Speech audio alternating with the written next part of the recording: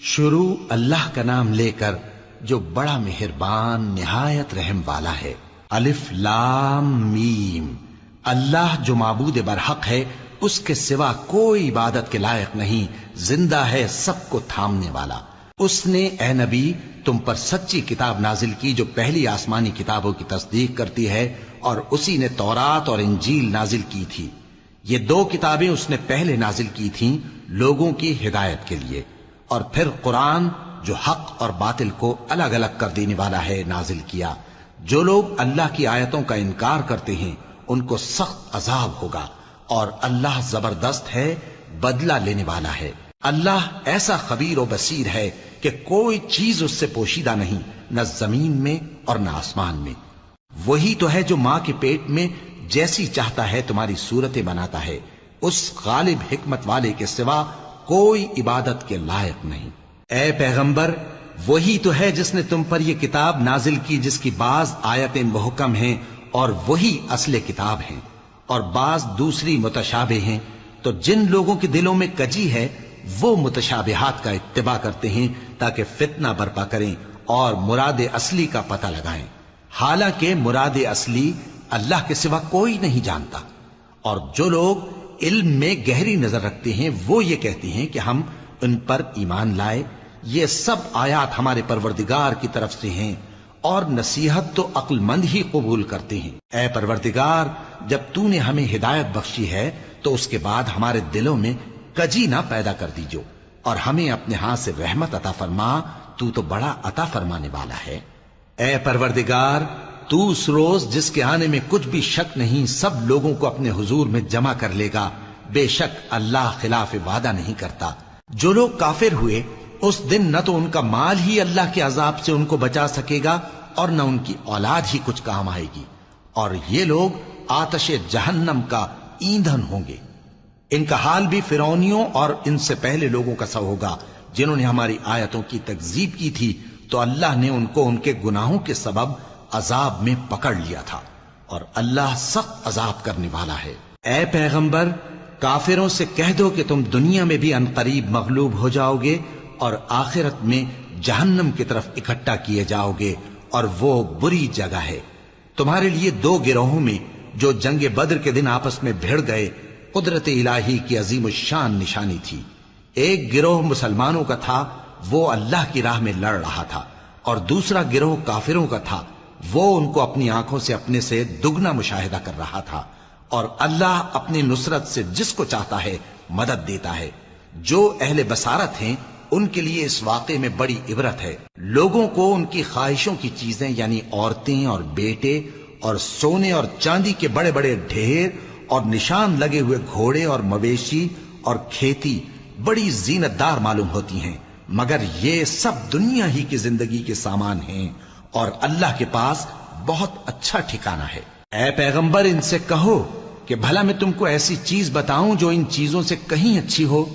سنو، جو لوگ پرہیزگار ہیں ان کے لیے اللہ کے ہاں باغات بہشت ہیں جن کے نیچے نہریں بہ رہی ہیں، ان میں وہ ہمیشہ رہیں گے، اور پاکیزہ بیویاں ہیں، اور سب سے بڑھ کر اللہ کی خوشنودی۔ اور اللہ اپنے سب بندوں کو دیکھ رہا ہے جو اللہ سے التجا کرتے ہیں کہ اے پروردگار، ہم ایمان لے آئے سو ہم کو ہمارے گناہ معاف فرما اور ہم کو دوزخ کے عذاب سے محفوظ رکھ۔ یہ وہ لوگ ہیں جو مشکلات میں صبر کرتے اور سچ بولتے اور عبادت میں لگے رہتے اور نیکی میں خرچ کرتے اور اوقات سحر میں گناہوں کی معافی مانگا کرتے ہیں۔ اللہ تو اس بات کی گواہی دیتا ہے کہ اس کے سوا کوئی معبود نہیں، اس حال میں کہ وہ انصاف کا حاکم ہے، اور فرشتے اور علم والے بھی گواہی دیتے ہیں کہ اس غالب حکمت والے کے سوا کوئی لائق عبادت نہیں۔ دین تو اللہ کے نزدیک اسلام ہی ہے، اور اہل کتاب نے جو اس دین سے اختلاف کیا تو علم حاصل ہونے کے بعد آپس کی ضد سے کیا، اور جو شخص اللہ کی آیتوں کو نہ مانے تو اللہ جلد حساب لینے والا ہے۔ اے پیغمبر، پس اگر یہ لوگ تم سے جھگڑنے لگیں تو کہنا کہ میں اور میرے پیرو تو اللہ کے فرمانبردار ہو چکے، اور اہل کتاب اور ان پڑھ لوگوں سے کہو کہ کیا تم بھی اللہ کے فرمانبردار بنتے اور اسلام لاتے ہو؟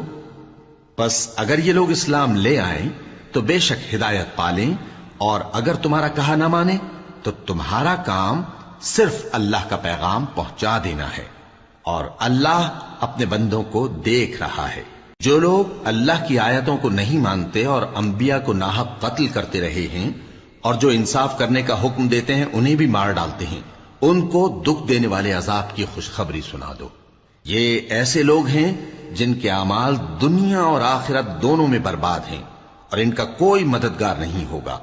بھلا تم نے ان لوگوں کو نہیں دیکھا جن کو کتاب یعنی تورات سے حصہ دیا گیا، اور وہ اس کتاب اللہ یعنی قرآن کی طرف بلائے جاتے ہیں تاکہ یہ ان کے تنازعات کا ان میں فیصلہ کر دے، تو ایک فریق ان میں سے پھر جاتا ہے اور منہ پھیر لیتا ہے، یہ اس لیے کہ یہ اس بات کے قائل ہیں کہ دوزخ کی آگ ہمیں چند روز کے سوا چھو ہی نہیں سکے گی، اور جو کچھ یہ دین کے بارے میں بہتان باندھتے رہے ہیں اس نے ان کو دھوکے میں ڈال رکھا ہے۔